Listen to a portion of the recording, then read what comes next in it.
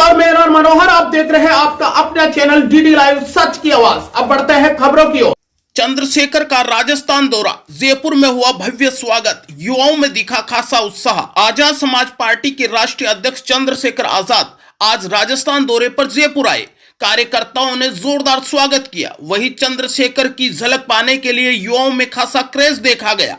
अंतर्राष्ट्रीय magazine time magazine में चंद्रशेखर आजाद को उभरते हुए लीडर्स के तौर पर जगह मिलने के बाद ये पहली राजस्थान यात्रा है।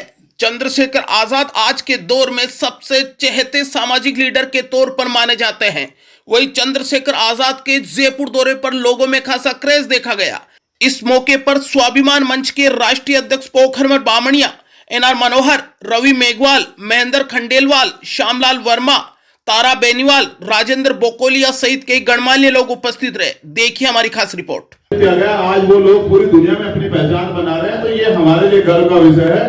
बस मेरे लिए चैलेंज है कि मैं उस चैलेंज को स्वीकार करता हूँ जो टाइम्स ने मुझे दिया है, और मैं कामयाब हो गया। मेरी कामयाबी हमारी साझा कामयाबी, हमारे प्रत्येक व्यक्ति की, जो गांव में निवास करता है, जिसके सर पे छत नहीं है, जिसके पेट में रोटी नहीं है, जिसके तन पे कपड़ा नहीं है, उन सब लोगों की सुरक्षा, उनके अधिकार और उनको एक अच्छा भविष्य देना मेरी जिम्मेदारी है। और इसके लिए हम लोग सब लोग यहाँ मौजूद हैं और ये हम देकर दिखाएंगे। राजस्थान में लगभग 65 सीटें दलित और आदिवासी समाज की आती हैं और आगामी 2.5 साल बाद चुनाव होने वाले हैं। आपकी क्या रणनीति है? क्या जो 60-65 सीटें हैं उन पर आपकी क्या गोलबंदी रहेगी? देखिए, मेरी गोलबंदी रहेगी सभी सीटों पे। मेन क्या है ये आपको समझना पड़ेगा कि समस्या क्या होती है मूवमेंट में, कि हिस्सेदारी का एक बड़ा मामला। तो हम ये भाईचारा स्थापित करेंगे और उनकी हिस्सेदारी उनको देंगे। जितनी आबादी उनकी है, आबादी के हिसाब से, जिसमें हम आरक्षण की भी मांग करते हैं, उसी आबादी के हिसाब से उनकी हिस्सेदारी निश्चित करेंगे, संगठन में भी और टिकटों में भी पार्टी के। और यहाँ पैसा नहीं चलेगा। हमारी सबसे बड़ी ताकत रहेगी हमारी ईमानदारी। मेहनत करने वाले व्यक्ति की मेहनत को जाया नहीं जाने दिया जाएगा, उसको मौका दिया जाएगा कि वो काम करे। चंद्रशेखर भाई, निजीकरण, लेटरल एंट्री, पेट्रोल के दाम, तमाम ऐसे मुद्दे हैं जो खासतौर पर दलित, आदिवासी, जो वंचित समाज है, उस पर उसके पेट पर लात पड़ रही है। आरक्षण धराशायी हो रहा है। मुझे लगता है कि यहाँ जो लोग होंगे उनके दिमाग में सवाल होगा, उस पर क्या कहेंगे आप? बस ये मेरे बहुत जिम्मेदारी का सवाल है और इसमें नौजवानों को मुझे सुनना चाहिए हमारे सीनियर लोगों को भी। सरकारी स्कूलों की स्थिति खराब है जी, ये करी गई है कि बुनियाद कमजोर हो जाए। हम करेंगे एक मजबूत बुनियाद का निर्माण, समान शिक्षा लागू करके। यहाँ मैं यही आपको बताना चाह रहा था। अभी एक सज्जन पूछे थे कि आप कौन सी पार्टी बनेंगे। लोकतंत्र में सत्ता से ज्यादा महत्व होता है विपक्ष का, और आज विपक्ष सत्ता के सामने जो है घुटने टेक चुका है। हम विपक्ष बनेंगे और जहां सरकारें भी हैं हम उनको मजबूर कर देंगे कि वो तानाशाही ना करें। और वो ये याद रखें कि जनता मालिक होती है, और जिस दिन हम लोग सत्ता में आएंगे तो हर एक गरीब को लगेगा कि उनकी अपनी पार्टी सत्ता में है और उनके मुद्दों पे काम होगा। क्योंकि अगर अमीर गरीबों के बारे में सोचते तो इस देश में गरीबत नहीं रहती। आज भी लोग रोटी रोटी के लिए मोहताज है और ये खत्म होगा। किसान आंदोलन लगभग 6 महीने से चल रहा है। दिल्ली के आसपास लगभग 3 महीने हो चुके हैं। मैं भी गया हूँ, आप भी जाते हैं। सरकार और राष्ट्रपति का अभिभाषण जो कृषि कानून की महिमा मंडन कर रहे हैं, तो आपको नहीं लगता कि सरकार इस बिल को वापस लेने के बिल्कुल ही उसमें नहीं है? वहीं और किसान कह रहे हैं कि हम डटे रहेंगे जब तक ये किसान बिल वापस नहीं होगा। आपका क्या स्टैंड है? आपको क्या लगता है सरकार किसकी? और आपको नहीं जानकारी तो बताता हूँ, पूंजीपतियों की सरकार है। अगर पूंजीपति अपने मालिक के एजेंडे पे काम नहीं करेंगे तो क्या आपके और मेरे एजेंडे पे काम करेगी? 2 अप्रैल का आंदोलन हमने देखा है, वापस लिया है। मैं क्या कह रहा हूँ, नहीं ये भी हो जाएगा, लेकिन इसके लिए टोकन मनी जो है पूंजीपतियों से पहले सरकार के पास आ रही है, इसलिए नहीं हो पा रहा। लेकिन ये होगा, तब होगा जब इस आंदोलन में सामूहिक रूप से वंचित वर्ग के लोग भी जुड़ जाएंगे। और मैं इसलिए आया हूँ कि वंचित वर्ग के लोग इस आंदोलन से जुड़ जाएं और सत्ता को बताएं कि आंदोलन में कितनी ताकत होती है। ये देश भी तो आंदोलन से लगभग आजाद हुआ था ना, आपके अगर याद हो। पहला प्रधानमंत्री जब बना तो कोई चुनाव नहीं हुआ था देश के अंदर, पावर ट्रांसफर हुई थी और पंडित जवाहरलाल नेहरू प्रधानमंत्री बने थे। तो ये लोकतंत्र है, जनता तय करेगी कि देश के भविष्य के लिए वो दोबारा से जो है सड़कों पे है और वो भविष्य सुनिश्चित करेगी। धन्यवाद। एक सवाल बहुत अच्छा, सोशल जस्टिस पर। चंद्रशेखर भाई, सोशल जस्टिस, सामाजिक न्याय को लेकर जो हमारे देश की तमाम राजनीतिक पार्टियां हैं, उस पर लेकर उनका खुला स्टैंड नहीं है। वो दुनिया को, वोटर्स को गुमराह करती है। सामाजिक न्याय, बहुजन समाज के तमाम जो नेता है, बाबा साहब, मान्यवर काशीराम और आप जैसे तमाम नेता सामाजिक न्याय की बात करते हैं, लेकिन जो इस समय सत्ताधारी पार्टियां हैं वो उसकी बात नहीं कर रही। आपका क्या स्टैंड आप है? भूल रहे हैं बहुत सारे लोगों को। मैं कुछ के नाम याद दिला देता हूँ, जिसमें सर छोटू राम एक बड़ा नहीं, नाम है, वो बहुजन समाज के इसमें चौधरी चरण सिंह एक बड़ा नाम है। और मैं याद दिला देता हूँ आपको, इसमें बहुत सारे नाम है हमारे पास। इसमें बाबू जगदेव प्रसाद कुशवाहा, जननायक कपूरी ठाकुर, इसमें पहले लल्ले यादव, बैरियर रामा नायकर स्वामी, जिसमें बाबू जगदेव प्रसाद कुशवाहा मैं पहले बोल चुका हूं। लेकिन एक और बहुत जरूरी नाम, छत्रपति साहू जी महाराज, मां फातिमा शेख, राष्ट्रपिता ज्योतिबा फूले, बहुत नाम है। और मैं आपको कह रहा हूं कि ये सरकारें उनके सिद्धांतों पे कभी नहीं चलेगी। ये सिर्फ उनकी फोटो दिखा के हमारे वोट को लूटना चाहती है, वही कह रहा और वो नहीं करते। इसलिए तो आज आजाद समाज पार्टी मैदान में है। और ये आजाद समाज पार्टी आजाद है तमाम तरह के पाखंडवाद से, गुलामी से, और ये कुछ करके दिखाएगी।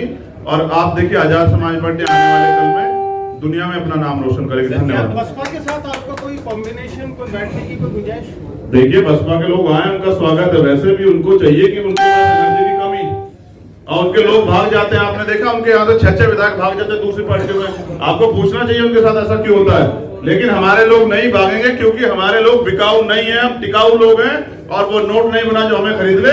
इसलिए हमारे कार्यकर्ता साबित करेंगे कि वो समाज के प्रति ईमानदार। सत्ता प्राप्ति से पहले इस प्रकार की बहुत सी बातें होती है, लेकिन सत्ता में आने के बाद में बातें चेंज हो जाती है, ऐसा क्यों?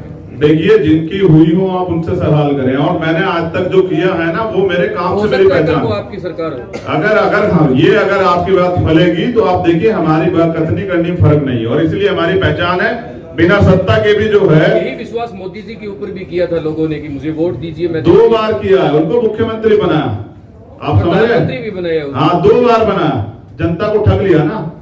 आपका एजेंडा क्या रहेगा? मैं बता चुका हूँ, आप लेट आए हैं और आपको और साथियों से मदद लेनी चाहिए। धन्यवाद। पार्टी विद डिफरेंस की बात आप कर रहे हैं। मैं चंद्रशेखर भाई आपसे पूछना चाह रहा हूं, जैसे कि आपने कहा कि मैं 1 to 1 नहीं कर रहा हूँ, मैं बहुत सारे सवाल सभी के सवाल सामने- और किसी का सवाल हो तो बताइए। दलित मूवमेंट को लेकर गरीबों की आवाज उठाने के लिए बहुत सारे पार्टियां, राजनीतिक पार्टियां भी हैं, जी। जिसमें मैं 1-2 का नाम, जैसे विजय मानकर ने भी अपनी पार्टी जी, बनाई है, जी, रिपब्लिक जी। भी है, जी। आप भी आगे, बीएसपी है। ये तमाम जो पार्टियां हैं, कभी सोचा है, बैठा है कि इनको एक फ्रंट या एक वो मंच पर लाए? मैंने प्रयास किया था, अगर याद हो, आपने देखा हो करीब से, मैंने लेटर भी लिखा, मैंने फोन भी किया, मैंने अपनी तरफ सारे प्रयास किए। लेकिन मैं आपको ये भी बताना चाहता हूँ कि अब जनता के पास विकल्प है। और ये आप भी जाने कि पहले मजबूरी थी, लोगों को वोट देना पड़ता, ना चाहते भी। उस व्यक्ति को भी अगर टिकट दे दिया जिसने हमारे लोगों का शोषण किया, हमारी बहनों का रेप किया, उनको भी टिकट दे दिया जाता था, तो हमें वोट देनी पड़ती थी। आज जनता के पास विकल्प है, जो अच्छा काम करे, उनके मुद्दों में काम करे, उनके लड़े, जनता उसे चूज करे। आप देखिए स्वर्णों की भी तो कितनी सारी पार्टियां हैं।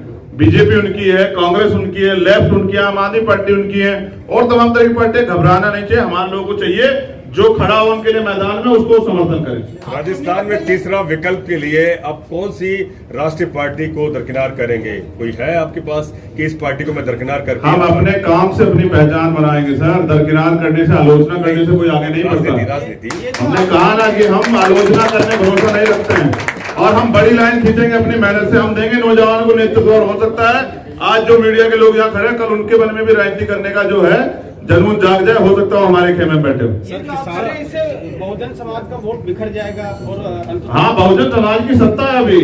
अब सदन में वही प्रधानमंत्री उन्हीं का है, और यहाँ भी उनकी सत्ता है। जिनके खुद का जो है, जिनका एक विधायक भी ना हो, वो भी इस बारे में बात कर रहे हैं। छोड़िए, इन बातों में कुछ नहीं रखा है।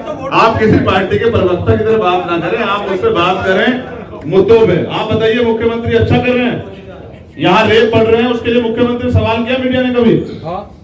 सवाल तो खबरें तो छपती है ना, छापते हैं हम खबरें। तो फिर वही कानून व्यवस्था में काम क्या हो रहा है? सर सवाल करते हैं तभी यहाँ पे आज एक मुख्य धारा की एक भी मीडिया का बूम नहीं है। हम गोदी मीडिया नहीं है, सवाल करना मैं क्या कह रहा हूँ, हमने भी यहाँ मैं भी उन मीडिया के चरणों में पढ़ के काम नहीं करता हूँ सर, ये भी जानिए। समझ रहे हैं ना, मैं उनका मोहताज नहीं हूँ। आप समझ रहे हैं ना?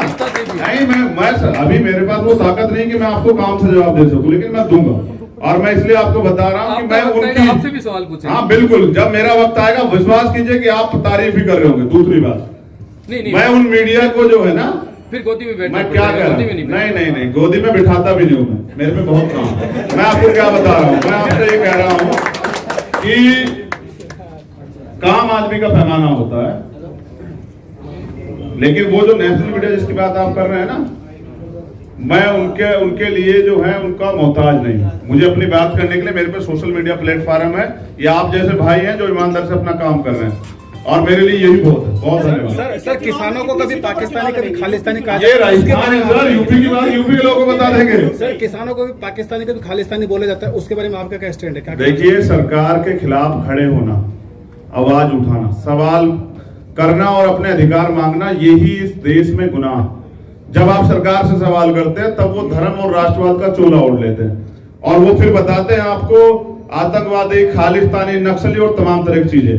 मैं चाहता हूं कि सरकार किसानों के बीच जाए ना और उनको समझा दे भी, जो जिनको टीवी पे बैठ के अपने प्रवक्ता समझाते हैं, प्रधानमंत्री मन की बात में करते हैं। देखिए, देश की जनता समझ चुकी है प्रधानमंत्री के मन में ही जनता नहीं है, प्रधानमंत्री के मन में ही जो है किसान नहीं है, तो उनकी मन की बात में किसान कैसे हो सकते हैं?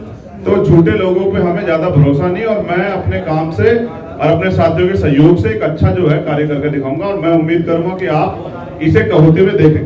सर, क्या आपकी पार्टी में जो है स्वर्णों की भी भागीदारी होती है, अगर वो आपकी विचारधारा से अगर सहमत होते हैं तो? देखिए, मैं आपसे यही बता रहा हूँ कि बहुजन मूवमेंट का काम कर रहे हैं।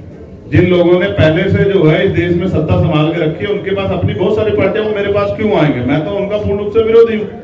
वो आरक्षण पे मेरे पक्ष में नहीं खड़े हो सकते हैं, वो हमारे अधिकार में मेरे पक्ष में नहीं खड़े हो सकते हैं।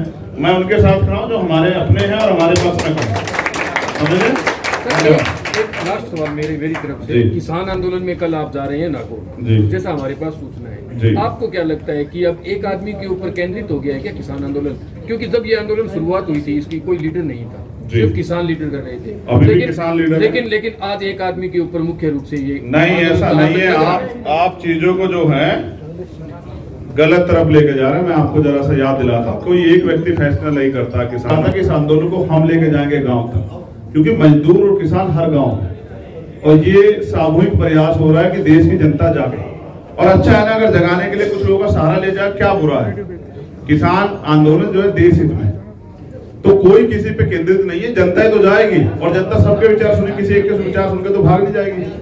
तो ये अवसर है हमें एकजुट होने का, इन तमाम शक्तियों के खिलाफ जो सांप्रदायिक शक्तियां हैं और जो देश का विभाजन करना चाहती है। सोचिए कि कल अगर ये बिल लागू हो जाते हैं तो 10 साल में देश के अंदर भूखमरी आ जाएगी।